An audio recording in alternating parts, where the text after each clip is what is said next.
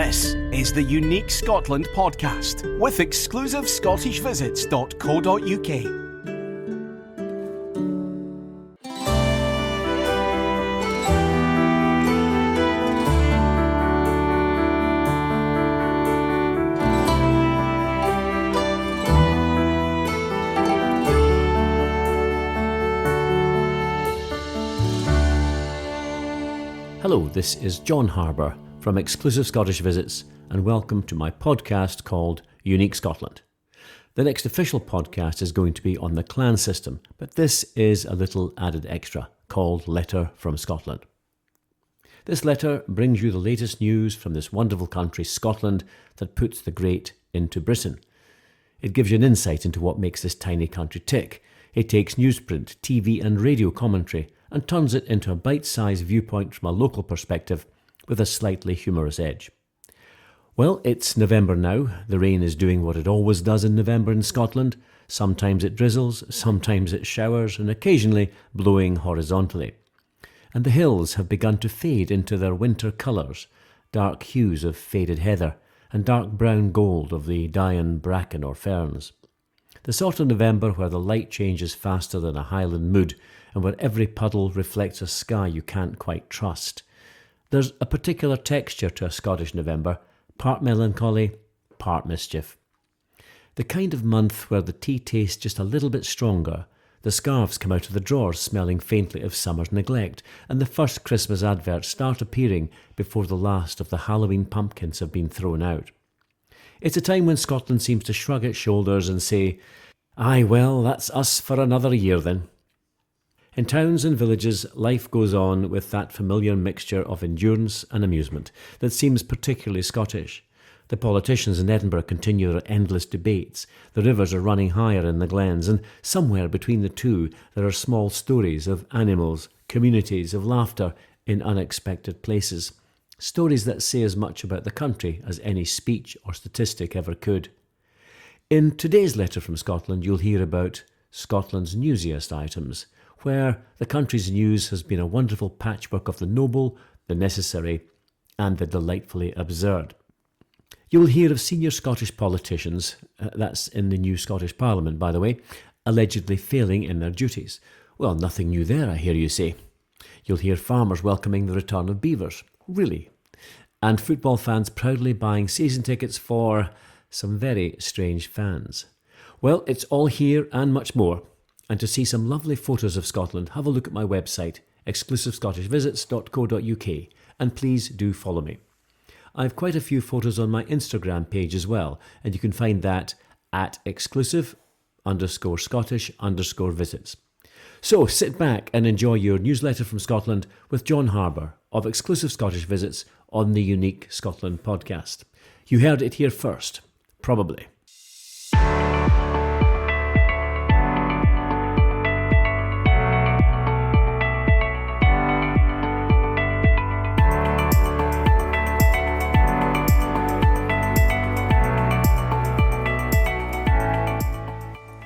Well, the first news item has got to be the incredible win by Scotland over Denmark in the Soccer World Cup qualifier.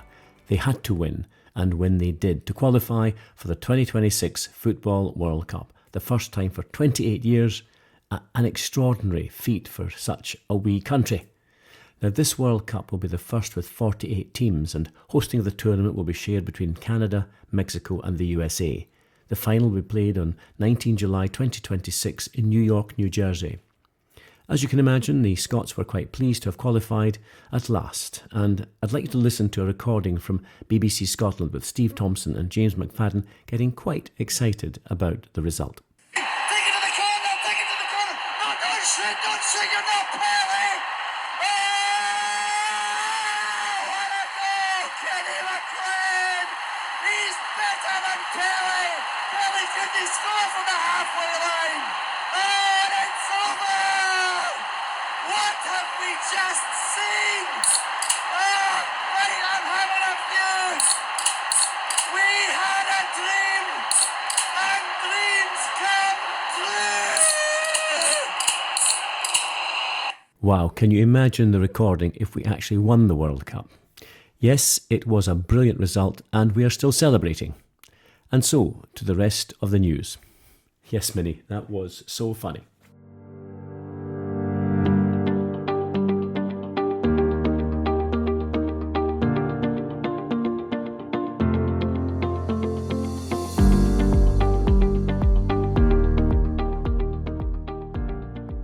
Well, let's begin not in the parliamentary halls of Holyrood, but in the delightfully mossy quiet of Glen Affric, where a small miracle took place. Now, Glen Affric can be found just to the west of Loch Ness, around 30 miles from Dermot. It's a fabulous scenic drive along single-track roads, so not the easiest place to get to. Anyway, for the first time in 100 years, beavers have been reintroduced north of the Great Glen, an act described by the Times newspaper as a milestone in Scottish rewilding. Beavers are large, semi-aquatic rodents that were hunted to extinction for their fur in the United Kingdom about 400 years ago.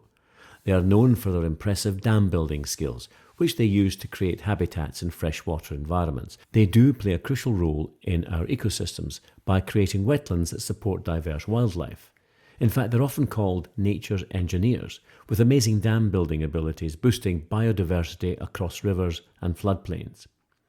Planned releases in Scotland have generally been welcomed, but unplanned ones cause some conflict with landowners, as beaver activity has occasionally disrupted farming. In response, some were sadly shot. But today, conservationists focus on translocating or moving beavers to new areas rather than culling them, ensuring that both wildlife and livelihoods are protected. The Glen Affric official release was met with cautious optimism, and one crofter told the Times newspaper, "It's good to have them back, just hope they mind their manners and their dams." Well, it's hard not to be moved by the thought of a creature that vanished centuries ago returning to reshape the land. Quietly, persistently, just like the Scots often do. And it's even harder not to smile when you realise that the same week, further south, another small revolution was taking place, this one involving football, fur and a sense of humour.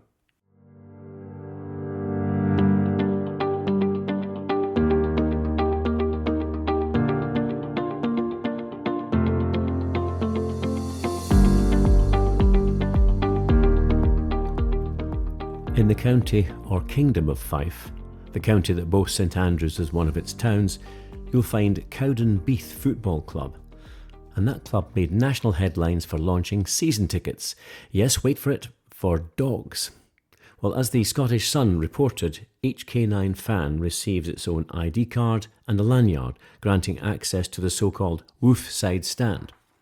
The club chairman called it a community gesture, though one supporter joked, "The dogs behave better than the fans, and they don't boo at half-time either."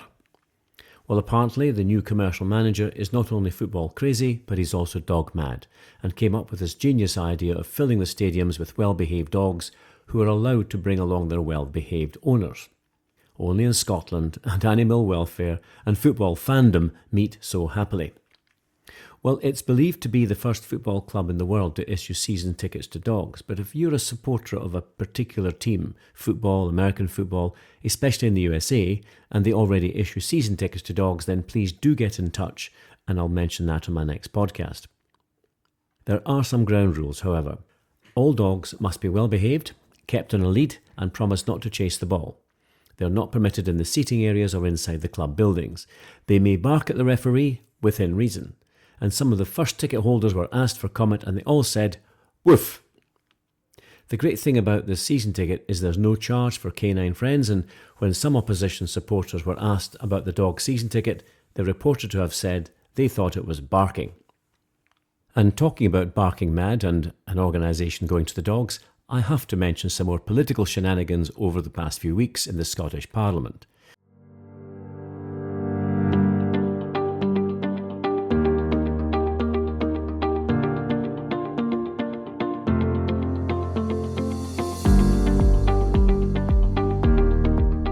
I really thought by the time of going to press with this newsletter from Scotland, the ferry fiasco at the Ferguson Marine Shipbuilding Yard at Port Glasgow would be over, but how wrong I am.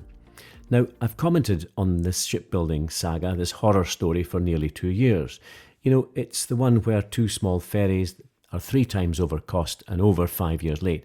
Well, turning to the Scottish Daily Express, This long-running saga at Ferguson Marine is back in the headlines. And surprise, surprise, the Scottish Government once again facing heat over how it handled the whole thing. And so here's what happened.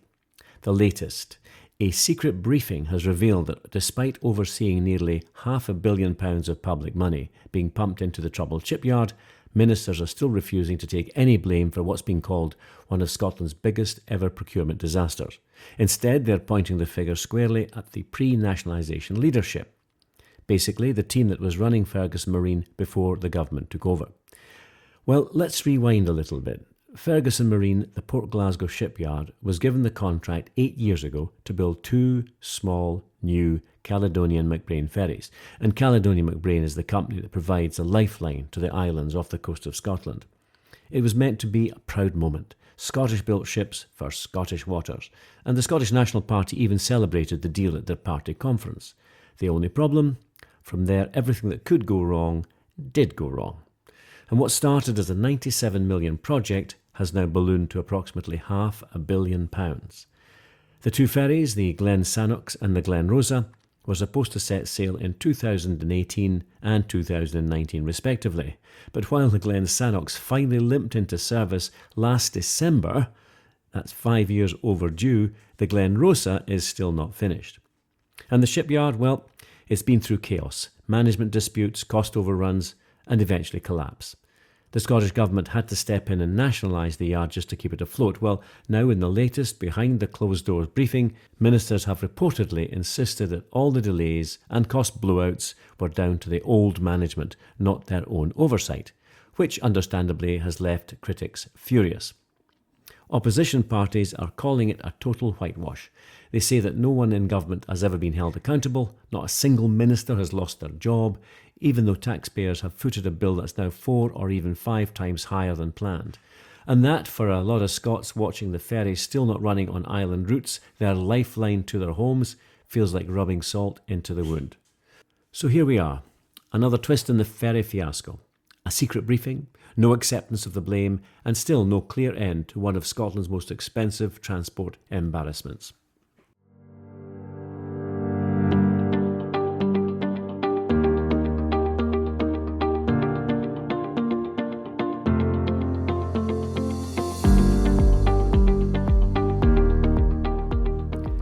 And just to get another story about politics out of the way, there's been quite a bit of drama in Scotland's Parliament this week during debates on the Scotland Heritage Organisation. And it all came to a head at the Holyrood Scottish Parliament Culture Committee. BBC Scotland reported that the Culture Secretary, Angus Robertson, had admitted, wait for it, he's never actually met with the Board of Historic Environment Scotland. And that's the very important public body in charge of our castles, monuments and other historic sites during his time in the job. Nope, not once. And this all came out while he was being grilled by MSPs, that's members of the Scottish Parliament, about a whole series of scandals that have been rocking Historic Environment Scotland lately, and honestly, it sounds like the plot of a political drama. We're talking everything from senior management accused of twerking in front of an actor, Martin Compston, at a corporate event in Edinburgh Castle, and there's other things I'll come to shortly, but I had to look up twerking on Wikipedia. And it tells me, and I quote, it's a type of dance to popular music in a sexually provocative manner involving throwing or thrusting the hips back or shaking the buttocks, often in a low squatting stance. That's unquote. Sadly, I don't have the name of the senior manager who was thrusting their buttocks towards Martin Compston, but you know who you are, as does Martin, of course. Further reports talk of staff getting free or discounted meals at the Castle restaurant, and even allegations of racism and sexual harassment. The organisation's chief executive, Katrina Brown, has only just returned to work after months away from her post, while other staff members are reportedly suspended as investigations continue. When questioned about it all, Mr Robertson, the Culture Minister, didn't hold back. He said the problems at Historic Environment Scotland were, quote, of a different magnitude to anything the government's seen before. Well, how true he is. And here's the part that really got the committee members riled up. Opposition MSPs pointed out that Robertson hasn't had any formal meetings with the HES, that's the Historic Environment Scotland, board, or even its previous chair, Hugh Hall. Not in the 4.5 years he's been in the post. This has been called a dereliction of duty and accused Robertson of being asleep at the wheel. I love the political quotes. Robertson, for his part, pushed back. He said he'd spoken to the HES chief executive and that his senior officials have been attending every board meeting, wait for it, since the problems came to light. In other words, he has been advised about the situation, just not in person, and only when it came into the public domain. Mr. Kerr, who was on the committee, said viewers would be astonished by Robertson's arrogant refusal to apologise, adding the minister only stepped in after the organisation was already in meltdown. And remember, Historic Environment Scotland isn't small potatoes. It receives over £70 million a year in taxpayer funding. So the big question hanging over all of this is, how did things get so bad? And why wasn't anyone paying closer attention? Well, we'll be keeping an eye on how this one unfolds, because when your national heritage body is under fire for scandals at the most prestigious castle in Scotland, Edinburgh, and your culture secretary admits he's never met the board, well, that's quite the plot twist in Scotland's ongoing political saga. Still, that's politics in Scotland. It's always been less about the shouting and more about staying power, or perhaps even staying in power. The same could be said for the voters, of course, who've learned to treat every new scandal with a kind of weary humour. As one taxi driver told the BBC, they're all saying the country's going to the dogs, which is fine as long as the dogs have season tickets. Actually, I made that last bit up.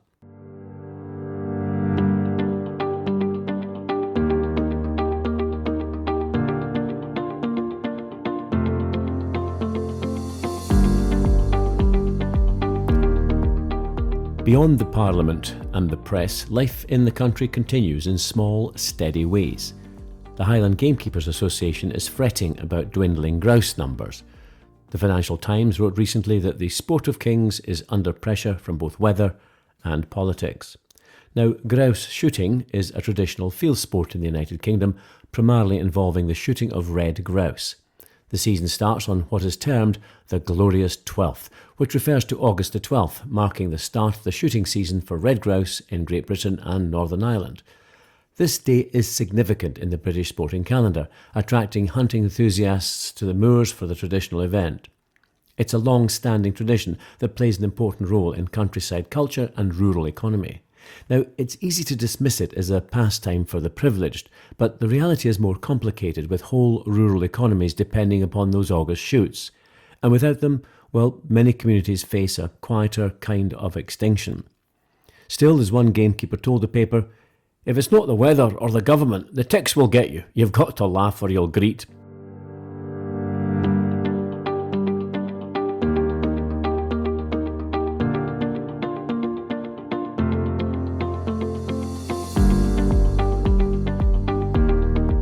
Moving from the Highlands to the Islands, the winds that whip across the Orkney Islands in November are something you'll remember if you visit around this time of year.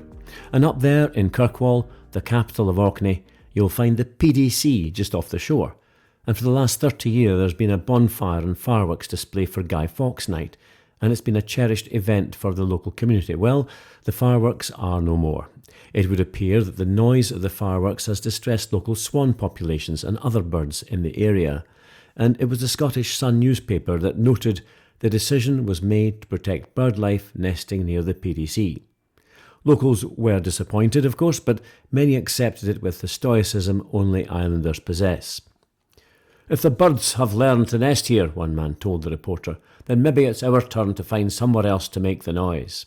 There's something deeply Scottish about that sentiment, the idea that nature always gets the last word, and we just have to work around her.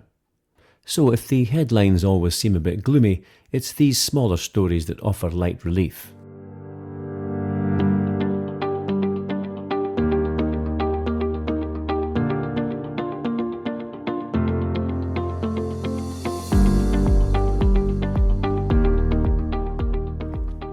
Now, turning to Scone Palace, the magazine What's On in Renfrewshire reports that the Scottish Game Fair welcomed families, falconers and fans of rare native breeds like the Dandy Dinmont Terrier, that gloriously grumpy little dog named after Sir Walter Scott's character. And Scone Palace, near the city of Perth, is the ancestral seat of the Earls of Mansfield, a fabulous castellated Wren sandstone building, an example of the Gothic revival style in Scotland.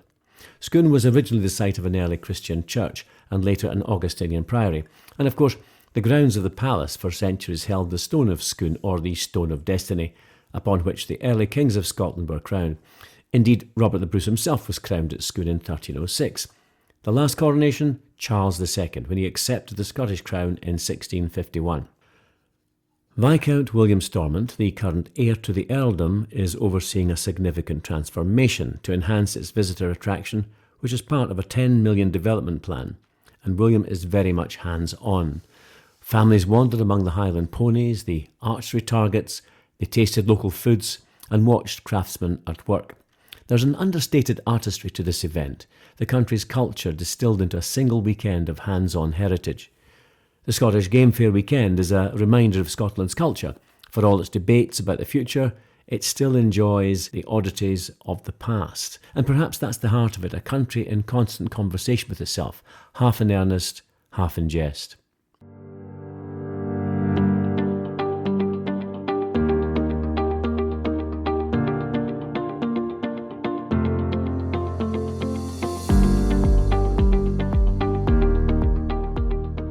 And so, as we leave the beavers to their dams, the dogs to their half-time biscuits, and turn our attention to sport in its quieter, more generous forms, this time I'd like to tell you about not football, not the high-stakes spectacle that fills stadiums, but the kind of games that remind you why communities endure.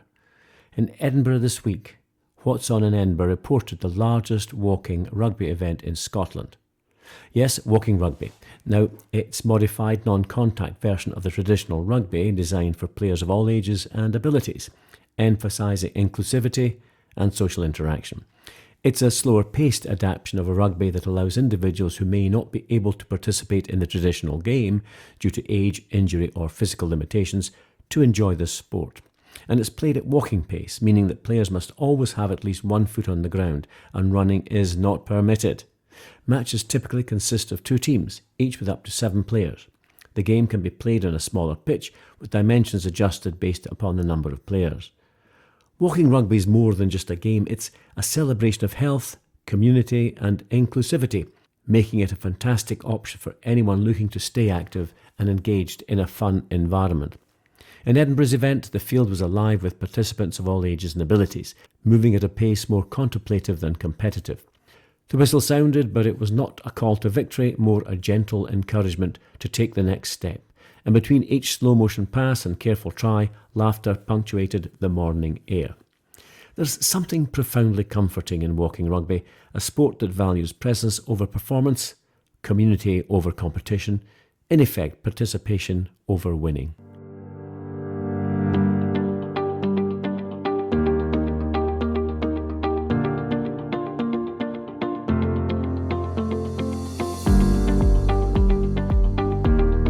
And while walking rugby offered gentle camaraderie, the Highland Games reminded the country of its more boisterous traditions. As reported by the Scottish Business News, Stirling's Highland Games, recently secured with new sponsorship, continues to celebrate a rugged pageantry, caber tossing, hammer throwing and piping competitions with Highland dancers and swirling kilts. Festivities were thoroughly enjoyed by many local people, but also many a foreign visitor to Stirling as well. Not quite sure what any foreigner makes of the games, of course, but they're fun all the same. These gatherings are more than sport. They're a living archive where generations meet, muscles strain, and laughter echoes across the glens. It's where young and old learn the enduring lesson that Scottish tradition are taken very seriously, but also that camaraderie is as important as competitiveness.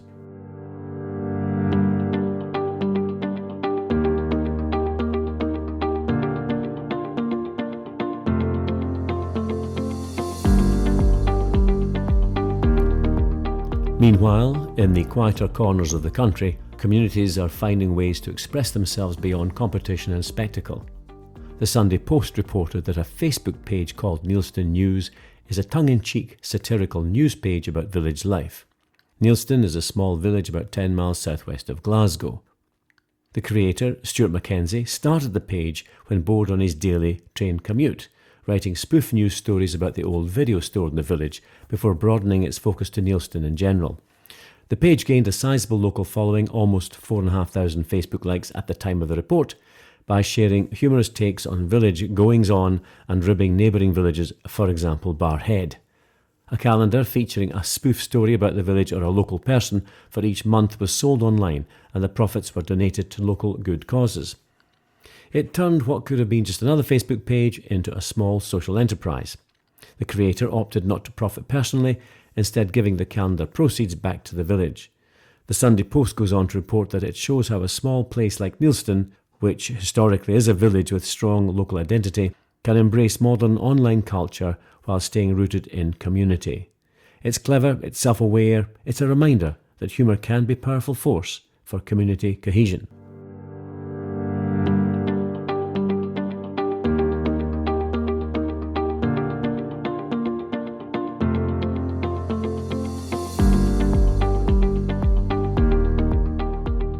And speaking of humour, we must not overlook the viral moment this week from Glasgow, as reported in The Guardian newspaper.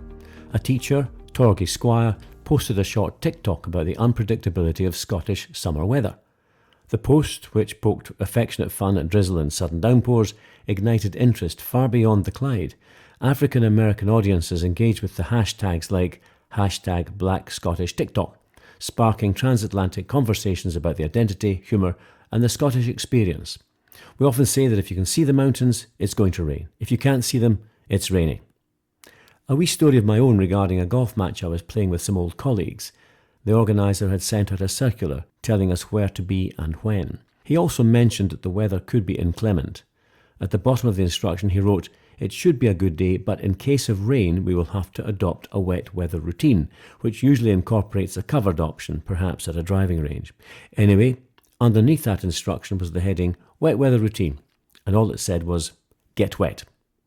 Well, as we continue our journey through Scotland this November, we leave behind the cabers and community halls and venture into the more curious corners, the castles, the islands, those isolated places that remind one why this country has always inspired the imagination.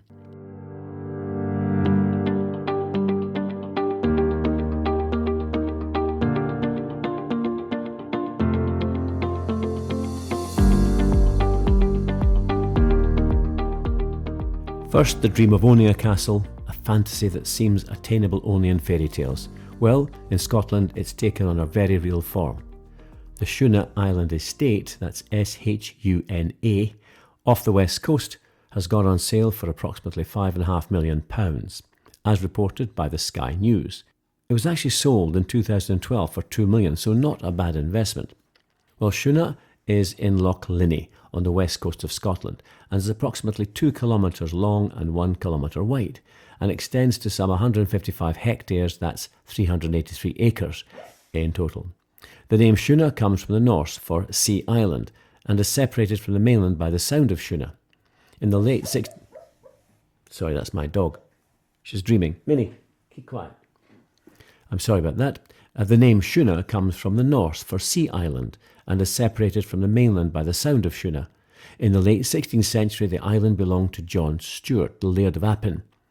The Tower House castle he built now lies in ruins at the south end of the island and was replaced in the 18th century by Shuna Farmhouse.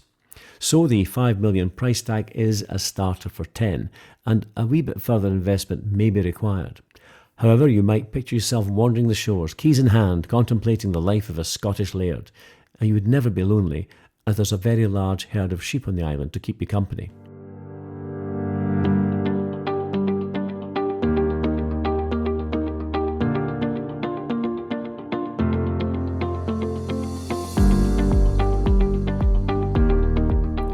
And my next story is about another castle for sale.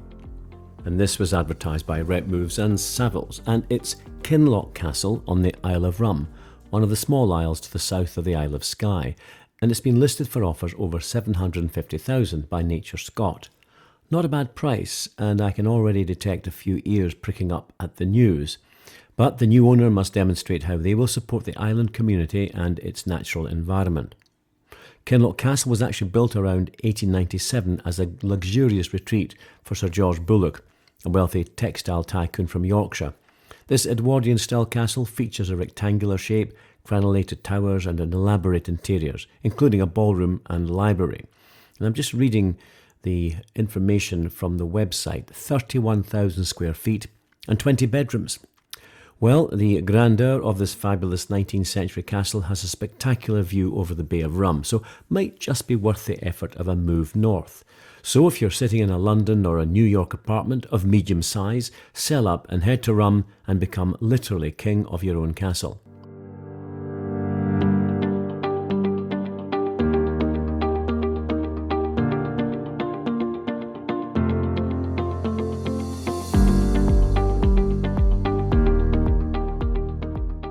And it's not just humans who are considering changing their habitat. For example, somewhere in the Highlands there has been an illegal release of lynx, which caused a stir this week, according to The Guardian. 2 Eurasian lynx were captured and quarantined after being found wandering around outside authorised conservation areas. Now, as many of you will know, Scotland has a policy of the right to roam, which is enshrined in Scottish law, allowing anyone to access any land in Scotland, with a few exceptions. It would appear that no one has informed the lynx that this law did not apply to them. Bless them.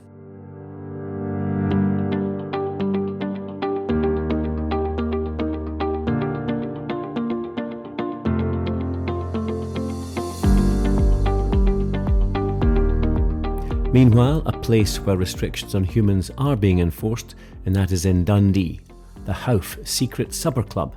It's an underground, invitation-only culinary experience, and it's been named Scotland's Restaurant of the Year by the Scottish Sun. Guests access the space through a hidden cooking academy, and the menu is as much about surprise as it is about sustenance. It's a reminder that Scotland's creativity often thrives in corners, underground or otherwise, where tradition and modernity meet in unexpected ways.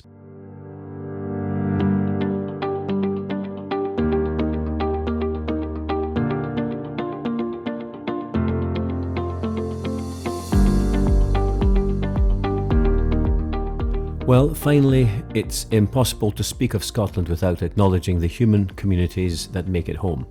The village of Neilson's satirical Facebook page, the Highland Games enthusiasts, and the families tending to islands or exploring ruins all exemplify a delicate balance between the whimsical and the serious. And it's this balance that allows us to consider in the same breath both the purchase of a private island and the quiet dignity of a small town maintaining its traditions. Scotland in these November days is a tapestry of contradictions, the majestic and the mundane, the wild and the tamed, the absurd and the earnest. In every castle, every island, every village hall and every secret supper club, there's a story waiting always for someone to notice. As our November journey across Scotland draws to a close, it's perhaps fitting to pause and reflect on the deeper rhythms of this country, the resilience, the humour and the quiet heroism that often escapes the headlines. While politicians debate, villagers fundraise through satire, families brave unpredictable weather, and teachers capture international attention with humour, they all illustrate the small acts that shape daily life here. And then there's the enduring allure of the country itself, its castles, private islands, hills dusted with early snow, and forests reclaiming space from centuries past. The sale of Shuna Island and Kinloch Castle, reported by the Scottish Sun and Savills, remind us that fantasy can intersect with reality, though one must always be mindful of the weather, neighbours and the sheer scale of maintenance.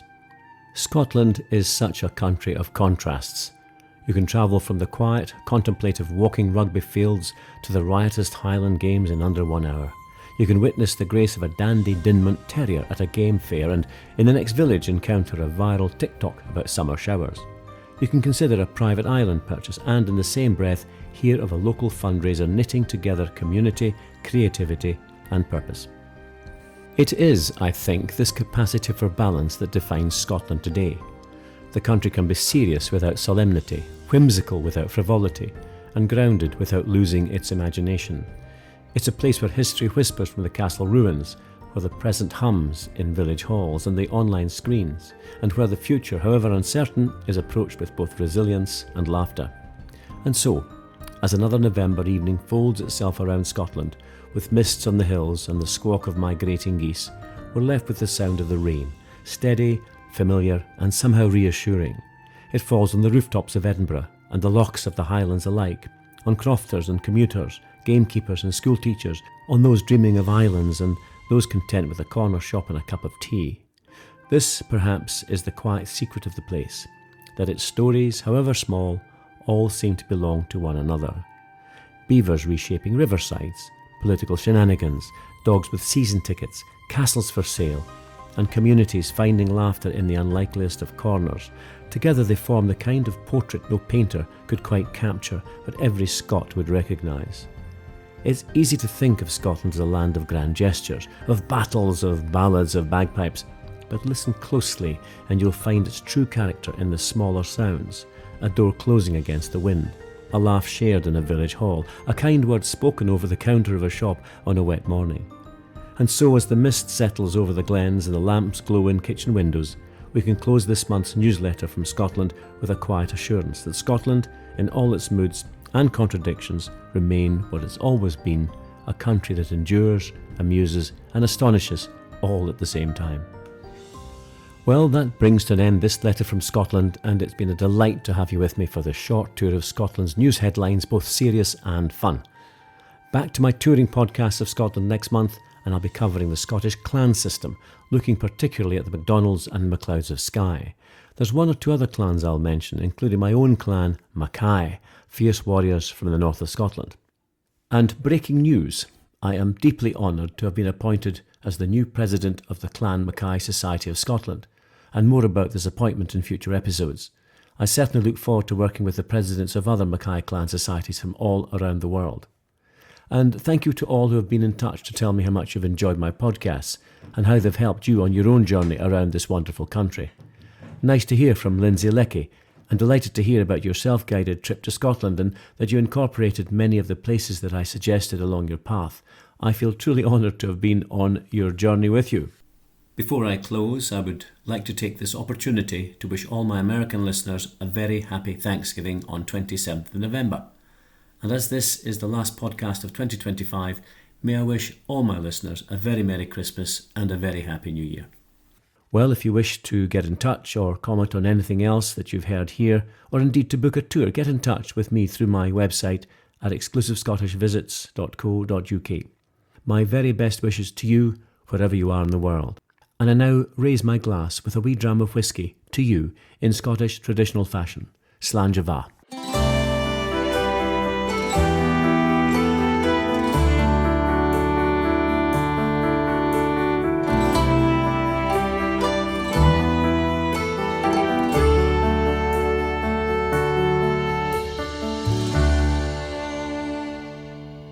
You've been listening to the Unique Scotland podcast with exclusivescottishvisits.co.uk. To receive all our episodes automatically, please subscribe now.